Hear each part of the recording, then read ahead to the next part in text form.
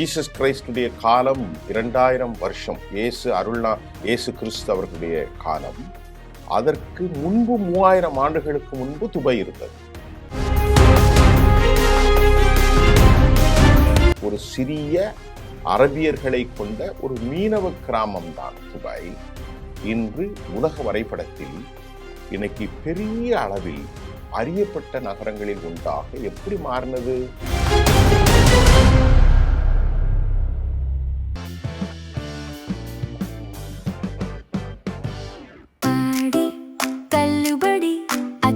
பேரும் அல்லம்படி 6 முதல் 60% வரை ஆடி தள்ளுபடியுடன் சூப்பர் சரவணா ஸ்டோர்ஸ், சென்னை, மதுரை, கோவை. நேர்களே, இன்றைக்கு நாம துபை என்கின்ற ஒரு நாட்டின் வரலாற்று சுவட்டை பார்க்க போகிறோம். உலகத்தில் அதிகமாக தற்போது பேசப்படும் ஒரு நாடு துபை. இந்த துபை ஒரே இரவில் தோன்றிய ஒரு நாடு இல்லைங்க. இந்த துபை உருவாக்கப்பட்டது, கட்டப்பட்டது, இது எவ்வாறு இந்த துபை உருவானது என்பதை நாம் முதலில் தெரிந்து கொள்ள வேண்டும். துபை என்பதை பொறுத்து நமக்கு துபை என்றாலே கண்ணுக்கு வருவது நவீன வானுயர கட்டடங்கள், பெரிய பில்டிங்ஸ்லாம் துபையில் நமக்கு தெரியுது. இதெல்லாம் இப்போ சமீபத்தியவை தான். ஆனாலும் ஆழமான துபாயுடைய வேர்கள் பல ஆயிரம் ஆண்டுகளுக்கு முந்தியவை என்றால் உங்களுக்கு நம்ப முடியுதா? ஜீசஸ் கிரைஸ்டுடைய காலம் 2000 வருஷம். இயேசு கிறிஸ்து அவர்களுடைய காலம். அதற்கு முன்பு 3000 ஆண்டுகளுக்கு முன்பு துபை இருந்தது. துபாயை பற்றி நம்ம பார்ப்பதற்கு முன்பு அதை நகரமாக புரிந்து கொள்ள அதன் கடந்த கால பண்டைய குடியேற்றத்தையும், அது தற்போது ஒரு நவீன மாநகரமாக விரிவான மாற்றத்தையும் எப்படியெல்லாம் மாறி இருக்குன்னு நம்ம பாருங்க. பெர்ஷியன் வளைகுடா, பாரசீக வளைகுடா, இந்த கடலோரத்தில் ஒரு சின்ன ஃபிஷரிஸ் ஹெம்லெட்னு சொல்ல மாதிரி மீனவ கிராமமாக தொடங்கியது தான் இந்த துபை. என்னது? ஒரு சிறிய அரபியர்களை கொண்ட ஒரு மீனவ கிராமம் தான் துபை. இன்று உலக வரைபடத்தில் இன்னைக்கு பெரிய அளவில் அறியப்பட்ட நகரங்களில் ஒன்றாக எப்படி மாறினது? ஆச்சரியமான தகவலை நான் உங்களுக்கு தரப்போறேன். நான் ஏற்கனவே சொன்ன மாதிரி எப்போதும் துபை வறண்ட நிலமாக இருந்ததில்லை. துபை எப்போதும் வறண்ட நிலமாக ஒரு ட்ரவுட் லேண்ட்ஸா இல்லை.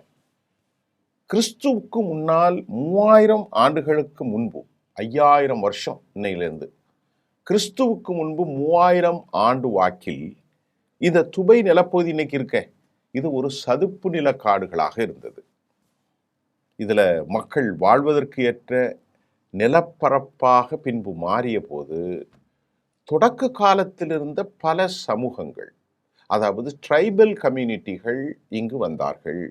அதற்கு பிறகுதான் நவீன நகரம் உருவாவதற்கு நீண்ட காலத்திற்கு முன்பே, நவீன நகரம்லாம் இப்போ ஒரு 100 வருஷத்துக்குள்ளதான், பல ஆயிரக்கணக்கான ஆண்டுகளுக்கு முன்னர் இங்கு மக்கள் வாழ்ந்தார்கள் என்பதை தொல்பொருள் சான்றுகள் தெளிவாக காட்டுது.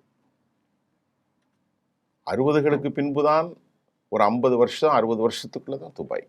அதுக்கு முன்னாடி மக்கள் அங்கே வாழ்ந்துக்கிட்டு தான் இருக்காங்க. 5000 வருஷத்துக்கு முன்னாடி கதையை நான் சொல்றேன். துபை பற்றிய ரொம்ப பழமையான ஒரு எழுத்துப்பூர்வ குறிப்பு ஒன்று 1095ஆம் ஆண்டில் அரபுனுடைய ஒரு ஜெக்ராஃபிக்கல் அபு அப்துல்லாஹ் அல் பக்ரி, இவர் ஒரு புத்தகத்தை எழுதுகிறார்.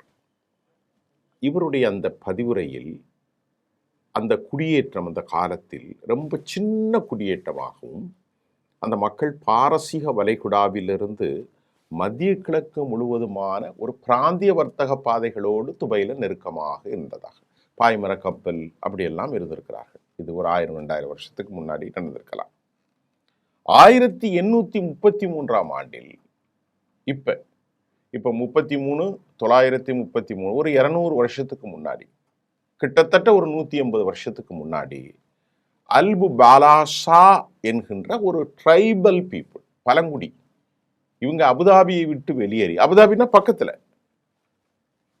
துபை கிரீக் அருகே குடியேறிய போதுதான் இந்த துபைங்கிற ஊர் நிறுவுறாங்க. இந்த இந்த நகர்வு தான் துபாயினுடைய சுதந்திரத்திற்கும் இன்று துபாயை ஆண்டு வருகிற அல் மக்தூம் ஃபேமிலியின் எழுச்சிக்கும் தொடக்கமாக அமைந்தது. முதல்ல துபாயை கட்டமைத்தது யார், அவருடைய குடும்பத்தின் பெயர் என்ன என்பதை நாம் இப்போ பார்க்க போறோம். துபையினுடைய அல் மக்தூம் ஃபேமிலி துபையினுடைய ஆரம்பகால வளர்ச்சியை வடிவமைத்த ஒரு தலைமைத்துவ கட்டமைப்பை நிறுவியது இந்த குடும்பம் தாங்க. இந்த குடும்பத்தில் மக்தூம் பின் புட்டி மற்றும் ஷேக் ரஷீத் பின் ஷயீத் அல் மக்தூம் போன்ற தலைவர்கள் இந்த நகரத்தினுடைய வளர்ச்சியை வழிநடத்துவதில் ரொம்ப பங்காற்றினார்கள். 19ஆம் நூற்றாண்டு துபாய்க்கு ஒரு பிரிட்டிஷ் கவர்மெண்ட் 1800களில் 1820 பொது கடல்சார் ஒப்பந்தம் மற்றும் 1853ஆம் ஆண்டில் ஒரு பெர்மனண்டான கடல் போர் நிறுத்த ஒப்பந்தங்களை பிரிட்டிஷோடு மேற்கொண்டார்கள். இந்த ஒப்பந்தங்கள் பாரசீக வளைகுடா கடற்கரையோடு வர்த்தகத்தை நிலைப்படுத்த உதவியதோடு துபாயை ஒரு நகர்ந்து வரும் வளர்ந்து வரும் சிறந்த துறைமுக நகரமாகவும் நிலைநிறுத்தியது. இப்போ கொஞ்சம் ஒரு சின்ன விஷயத்தை கவனிங்க. இந்த பெர்ஷியன் வளைகுடாவை பற்றி தான் இப்போ ஹெர்மூஸை பற்றி பேசுகிறோம். அன்றைக்கே அரபு நாடுகளுக்கும் இந்த பாரசீக வளைகுடாவுக்கும் இடையான உறவுகள், அவர்களின் வர்த்தகம் போர்க்காலம் எதுவுமே இல்லாமல் சிறந்த ஒரு வளர்ச்சிக்கு இதுதான் ஆரம்பித்திருக்கிறது. ஆரம்பத்தில் அந்த ஊரில் உள்ள வளர்ச்சி எண்ணெய்கள்லாம் கிடையாதுங்க. முத்து கிடைச்சிருக்கு. கிராமத்திலிருந்து வர்த்தக மையம் வரை, முத்து கிராமத்திலிருந்து வர்த்தக மையம் வரை எண்ணெய் வளம் வருவதற்கு முன்பு துபாயினுடைய ஃபண்டமெண்டல் பொருளாதாரம் முத்து, ஜம்மு, அடுத்து மீன் பிடித்தல், இதை தான் சார்ந்திருந்தது. இதில் முத்து தொழில் வெளிநாட்டு வர்த்தகர்களின் ஒரு வலையமைப்பிற்கு ஆதரவளித்ததோடு இந்த முத்து எடுக்கிறது துபையை உலகம் முழுவதிலும் உள்ள சந்தைகளோடு இணைத்தது. இந்தியா போன்ற நாடுகளுக்கும் அந்த அரபு நாட்டுகளின் முத்து வந்தது இங்கிருந்து தான் வந்திருக்கிறது. கொச்சினுக்கெல்லாம் வந்தது. இங்கிருந்து ஸ்பைசஸ் எடுத்துகிட்டு போகிறாங்க. அங்கிருந்து பவளம், முத்து, நிறைய விஷயங்கள், குதிரைகள் எல்லாம் வந்தது. 1901ஆம் ஆண்டில் துபை தன்னை ஒரு சுதந்திர துறைமுகமாக அறிவித்த போது ஒரு முக்கியமான திருப்புமுனை ஏற்பட்டதுங்க. அதாவது இறக்குமதி, இம்போர்ட் மற்றும் ஏற்றுமதி மீதான வரிகளை துபை முக்கியமாக நீக்கிட்டாங்க. அப்பவே 1901 எதுக்குமே வரி கிடையாதுங்க. துபை மட்டும்தான். துபை ஒரு 7 நாட்களை ஆரம்பத்தில் உள்ளடக்கியது, தற்போது 7. துபை அரசாங்கம், அபுதாபி, உங்களுக்கு புரியும், பக்கத்தில் தனித்தனி. அதே போன்று ஷார்ஜா, ராசல் கைமா, அல் குவைன், இப்படி ஒரு 7 பிராந்தியங்கள். இது அமீரகத்தின் உட்பட்ட இந்த பிராந்தியம் முழுவதுமிலிருந்தும் அவர்கள் வணிகர்களை ஈர்த்தது. 20ஆம் நூற்றாண்டில் தொடக்கத்தில் துபை ஒரு பிராந்திய மையமாகவும் வர்த்தக மையமாகவும் உருவெடுத்ததுங்க. 1900, இன்னைக்கு 21ஆம் நூற்றாண்டு. அதனை தொடர்ந்துதான் உட்கட்டமைப்பு திட்டங்கள் செயல்படுத்தப்பட்டன. எல்லா ஃபெசிலிட்டிஸும், பெரிய சாலைகள், கட்டடங்கள், போர்ட், எல்லாமே. இதில் ரஷீத் துறைமுகம், ரஷீத்னா உங்களுக்கு இப்போ சொல்லியிருக்கேன், அவங்க ஃபேமிலி கப்பல் போக்குவரத்து திறனை, லஜிஸ்டிக்கை பெரிய அளவில் விரிவுபடுத்தியது மட்டுமல்ல, மிகப்பெரிய கப்பல்கள் செல்வதற்கு அதுக்கெல்லாம் சும்மா உருவாக்க முடியாது. ஃபோர்ட் கடல் பகுதிகளை ஆழப்படுத்தும் ஏதுவாக அவங்க என்ன செய்கிறாங்க, துபை கிரீக் தூர்வாரப்பட்டது. உங்களுக்கு புரியுதா? தூர்வாரப்பட்டதுன்னா கடலை ஆழப்படுத்துறது. இந்த நடவடிக்கைகள் துபாயை ஒரு சிறிய மீனவ கிராமத்திலிருந்து செழிப்பான வர்த்தக மையமாக உருவாட்ட உதவின. எல்லா கப்பல்களும் அங்கே தான் நிற்கும். எண்ணெய் வளர்ச்சி மற்றும் நவீன துபாயினுடைய தோட்டத்தை பற்றி சொன்னால் நான் உங்களுக்கு 7 பிராந்தியங்கள் ஒன்றா இணைந்தது சொல்லிட்டேன். துபாயினுடைய செல்வம் ஒரே மூலத்திலிருந்து வரலங்க.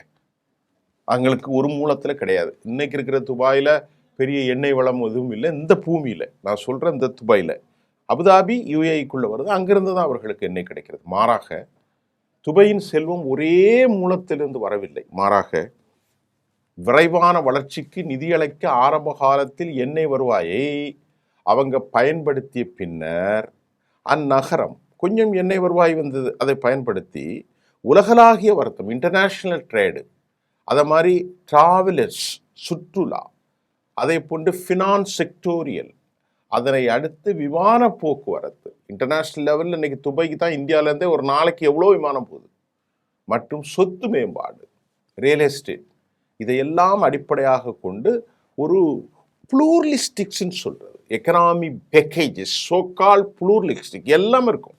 சுற்றுலா இருக்கும், ஃபினான்சியல் இருக்கும், ரியல் எஸ்டேட் இருக்கும், எண்ணெய் இருக்கும், கேளிக்கைகள் உண்டு, பெரிய ஏர்போர்ட் எல்லாம் உண்டு. அப்படி ஒரு பொருளாதார மண்டலமாக உருவாக்கினார்கள் துபாயை. 1966 எண்ணெய் கண்டுபிடிக்கப்பட்டது. இது துபாயினுடைய வரலாற்றில் ஒரு பெரிய திருப்பு முனைங்க. 1969 இன்னைக்கு கரெக்டாக ஒரு 60 வருஷத்துக்கு முன்னாடி துபாய் எண்ணெய் ஏற்றுமதியை செய்ய தொடங்கியது. இப்போ இது பண்ணுறாங்க இல்லையா யுஏஇயில், அதன் மூலம் கிடைத்த எண்ணெய் வருவாய் அந்த நாட்டின் வளர்ச்சிக்கு மாபெரும் உந்து சக்தியாக அமைந்தது. ஐக்கிய அரபு அமீரகத்தினுடைய பெரும்பாலான எண்ணெய் இருப்புகளை கொண்டுள்ள அபுதாபியை போல அல்லாமல், நல்லா புரிந்து கொள்ளுங்க, அபுதாபியில தான் எண்ணெய், துபாயில எண்ணெய் உற்பத்தி கொஞ்சம் தான் இருந்தது, ஒப்பீட்டளவில் ரொம்ப குறைவு தான். ஆனால் எல்லாமே ஒரே நாடு தான். இந்த எண்ணெய் இருப்புகள் என்றென்றும் நீடிக்காது என்பதை துபாயின் தலைவர்கள் முன்கூட்டியே உணர்ந்ததால் நீண்டகால பொருளாதார வளர்ச்சிக்கு ஆதரவளிக்கக்கூடிய உட்கட்டமைப்பு, நல்லா புரிந்து கொள்ளுங்கள், துறைமுகங்கள் மற்றும் சேவைகள், சர்வீஸ் ஓரியன்ட், ஆரம்பகால இந்த எண்ணெய் வருவாயை பெரும் முதலீட்டு அதில் போட்டாங்க. அப்படி போட்டது யாரு? ஷேக் ரஷீத் பின் ஷயீத் அல் மக்தூம். இவர் தான் ஒரு உட்கட்டமைப்பில் பெருமளவில் முதலீடுகளை செய்தார். இதனால் சாலைகள், ஸ்கூல் ஜோன், ஹாஸ்பிட்டல், இதையே தாண்டி ஜபல் அல் அலி ஃபோர்ட் என்று உங்களுக்கு தெரியும், அங்கே இருக்கிறவர்கள்லாம் தெரியும் ஜபல் அலி ஃபோர்ட். அது மட்டும் இல்லாமல் துபாயினுடைய உலர் கப்பல் தளம், நீண்டகால வளர்ச்சிக்கு அவர்கள் இதெல்லாம் அடித்தளமிட்டார்கள். இப்போ வெளிநாட்டு கார்ப்பரேட் கம்பெனிகள் வர ஆரம்பிச்சுட்டுங்க துபாயில். 68 காலகட்டங்களிலிருந்து ஏராளமான தொழிலாளர்கள் இந்தியாவிலிருந்து, கேரளாவிலிருந்து, என்ன பக்கத்தில் இருக்கிற இலங்கையிலிருந்து, ஆப்பிரிக்காவிலிருந்து, யூரோப், எல்லா நாடுகளிலும் மக்கள் வந்தார்கள். 1965க்கும் 1975க்கும் இடையில் மக்கள் தொகை அங்கே மும்மடங்காக அதிகரித்தது. 10 லட்சம் பேர் தான் உள்நாட்டுக்காரன், 30-40 லட்சம் வந்துட்டான் ஒரு பேச்சுக்கு. 1971 1971 டிசம்பர் 2 அன்று துபாய் 5 அமீரங்களோடு இணைந்து ஐக்கிய அரபு அமீரகத்தை உருவாக்கினார்கள். 1971 தான் இந்த அமீரகம் உருவாகிறது. எல்லா நாடும் அபுதாபி இது உருவாக்கி பின்னர் இந்த 5 7 மாறுது. அது அபுதாபி மற்றும் பிறவற்றுடன் சேர்ந்து 7 அமீரகங்களின் ஒன்றாக ஆனது. ஐக்கிய அரபு அமீரகம், திர்ஹம் எல்லாத்துக்கும் பொதுவாக மாறிச்சு. துபாய் அப்பிராந்தியத்தில் தனது நிலையை வலுப்படுத்தி கொண்டது. இன்னைக்கு துபாய் வேகமாக இருக்கு. உலக அளவில் துபாய் முக்கியமாக 1990 ஒரு வடிவம் பெற்றது. இன்னைக்கு கரெக்டாக ஒரு 35 வருஷத்துக்கு முன்னாடி, 36 வருஷம் ஆச்சு. தற்போது துபாயினுடைய பொருளாதாரத்தில் எண்ணெய் 1% தான், அதுக்கு ரொம்ப குறைவு தான் துபாயில் மட்டும். ஆனால் பக்கத்தில் அபுதாபி, அது தனி யுஏஇ. ஆனால் இவர்களின் அதிக பொருளாதாரம் சுற்றுலா, நான் ஏற்கனவே சொன்ன மாதிரி போக்குவரத்து, ஃபினான்ஸ், நிதி, ரியல் எஸ்டேட் துறைகளைத்தான் சார்ந்துள்ளது. நீங்கள் துபாயை பார்த்தாலே உங்களுக்கு கண்ணில் வருது பிரமாண்டமான கட்டடங்கள், வான் உயர்ந்த கட்டடங்கள். அதில் ஒரு 2-3 சொல்கிறேன் உங்களுக்கு. முதல்ல துபாய் புரூஜ் கலீஃபா, இது 2717 அடிங்க, கிட்டத்தட்ட 828 மீட்டர் உயரமானது. புரூஜ் கலீஃபால தான் எல்லாரும் போய் பார்ப்பாங்க, நடிகர்கள் எல்லோரும் இன்வெஸ்ட்மெண்ட். உலகின் மிக உயரமான கட்டடமாக இதுதான் இருந்தது. அது பக்கத்தில் இருக்கக்கூடிய டவுன் டவுன் துபாயில் துபாய் மால் மற்றும் துபாயினுடைய இந்த நீரூற்று இதெல்லாம் ஒவ்வொரு ஆண்டும் மில்லியன் கணக்கான பார்வையாளர்கள் உலகத்திலிருந்து வந்து கொண்டே இருக்கிறார்கள். இது அல்லாமல் ஒரு ஆர்டிஃபிஷியல் கடற்கரை. இது என்ன கடற்கரை பார்க்கலாமா? 186 மைல்களுக்கு 300 கிலோமீட்டர் செயற்கை தீவுகளை அவர்கள் கடலுக்குள்ள அமைச்சு வச்சிருக்காங்க. அந்த தீவு கிடையாதுங்க. இதெல்லாம் பெரிய பொருளாதாரம். வெளியிருந்து பெரிய மலை கற்களை கொண்டு அதை விரிவுபடுத்தி அதில் பனைமரம் போன்ற வடிவத்தில் உள்ள ஒரு பாம் ஜுமைரா, இது உலக வரைபடம் போன்ற வேர்ல்டு ஐலாண்ட்ஸும் துபாயின் பொறியியல் லட்சியத்தை எடுத்துக்காட்டு. இந்த பாம் இது ஜுமைரா இதெல்லாம் வெளிநாட்டினர் கடலுக்குள்ள செயற்கை தளத்தில் உள்ள உட்கார்ந்து ஏராளமான கேளிக்கைகள் எல்லாம் கிடைக்கும். பெரிய பெரிய லாட்ஜஸ் தங்குவதற்கு குடும்பத்தோடு தனித்துவமாக. இது அல்லாமல் துபாயில் மெரினா மற்றும் ஜெபல் அலி சுதந்திர வர்த்தக மண்டலம், இன்டர்நேஷ்னல் ட்ரேட் சென்டர் போன்ற பெரிய அளவிலான ஒரு மேம்பாடுகள் ஒரு உலகளாவிய வர்த்தகத்தை அதன் பங்கை வழிபடுத்துகின்றன. இது ஒரு பக்கம் போடாச்சு. அடுத்து நம்ம பார்ப்போம் இந்த சர்வதேச ஃப்ளைட் ஜோன், துபாய் உலக வர்த்தக மையம் ஆகியவற்றை இன்டர்நேஷனல் ட்ரேட் ஜோன், உலக பொருளாதாரத்தால் இன்டர்நேஷ்னல் எக்கனாமி இணைக்கிறது. இந்த நகரம் பொருளாதாரம், சுற்றுலா, ஆடம்பரமான லக்ஸரிஸ் ஹோட்டல்ஸ், ஓட்டல், வர்த்தகம், ட்ரேட் மற்றும் இன்டர்நேஷ்னல் ட்ரேடிங், இதை எல்லாமே துபாய் மத்திய கிழக்கின் ஒரு முன்னணி பிராந்தியம்.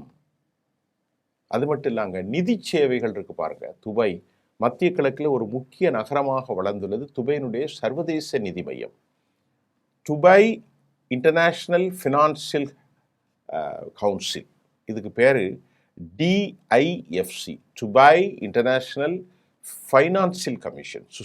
துபாய் சர்வதேச நிதி மையம் இது உலகத்தில் உள்ள எல்லா சந்தைகளுக்கும் சர்வீஸ் சென்டர். அதாவது இது சர்வீஸ் தான், மேனுஃபேக்சரிங் கிடையாது. உலக அளவில் வங்கிகள், முதலீட்டு நிறுவனங்கள் மற்றும் நிதி நிறுவனங்களை கொண்டுள்ளது. ஒரு நாளைக்கு 1000 ட்ரில்லியன் ஹெர்மூஸ் சொல்லியே தான் அந்த கேபிள் போகுதுங்க. ஒரு நாளைக்கு 1000 லட்சம் கோடிக்கு பிஸ்னஸ் நடக்குது. 10 ட்ரில்லியன் டாலர், 1000 லட்சம் கோடிக்கு பிஸ்னஸ் நடக்குது. அதில் முக்கியமாக சவுதி எல்லா நாடும் சேர்ந்தாலும் துபாய் தான் ரொம்ப முக்கியம். அதே சமயம் துபாயினுடைய ஃபியூச்சர் பிளான் என்ன? அரசாங்கம் எதிர்காலத்தில் பல முதலீடுகளை செய்து வருகிறது. துபாயுடைய டிஜிட்டல் ஆணையம் 2040 ஒரு பெரிய நகர்ப்புற பெருந்திட்டம் போன்ற முன்னெடுப்புகளின் ஒரு பகுதியாக ஆர்டிஃபிஷியல் இன்டெலிஜென்ஸ், உங்களுக்கு புரிந்தால் செயற்கை நுண்ணறிவு, அதே மாதிரி ஃபினான்சியல் டெக்னிக்கல்ஸ், நிதி தொழில்நுட்பம், பிளாக் செயின்னா உங்களுக்கு என்ன வேறு எதுவும் இல்லைங்க, இந்த கிரிப்டோ கரன்சி தொழில்நுட்பம், இது போன்று ஒரு ஸ்கில்டு பேஸ் ஸ்ட்ரக்சரல் ஃபெசிலிட்டிஸ் கொண்ட ஒரு ஃபேக்கல்ட்டி கொண்டு அவர்கள் பிளான் பண்ணியிருக்காங்க. உட்கட்டமைப்பு ஆகியவற்றை அவர்கள் ஏற்றுக்கொண்டிருக்கிறார்கள். இப்படி துபாயினுடைய வளர்ச்சி சொல்லிக்கொண்டே போகலாம். 1 அல்ல 2 அல்ல 3 அல்ல. நான் இப்போ உங்களுக்கு சுருக்கமாகத்தான் துபாயை பற்றி சொல்லியிருக்கிறேன். துபாய் என்கின்ற நாடு எப்படி இருக்கிறது, பண்டைய கால துபாய் எப்படி இருந்தது, கிறிஸ்துவுக்கு முன்பு துபாய் இருந்ததா, மக்கள் வாழ்ந்தார்களா, இந்த மீனவ கிராமம் இன்று எப்படியெல்லாம் மாறி இருக்கிறது, அவர்கள் எப்படியெல்லாம் வர்த்தகத்தை மேம்படுத்தினார்கள், எப்படி பக்கத்தில் இருக்கும் எல்லா நாடுகளும் ஐக்கிய துபாயாக அமீரகமாக மாறியது, அதன் வருவாய், வளம், செழிப்பு எல்லாவற்றையும் சொல்லியிருக்கேன். அடிப்படையான புரிதல்களோடு மீண்டும் அடுத்த கருத்தாக்கத்தோடு வரலாற்று நகர்வுகளோடு உங்களை நான் சந்திக்கின்றேன். நன்றி.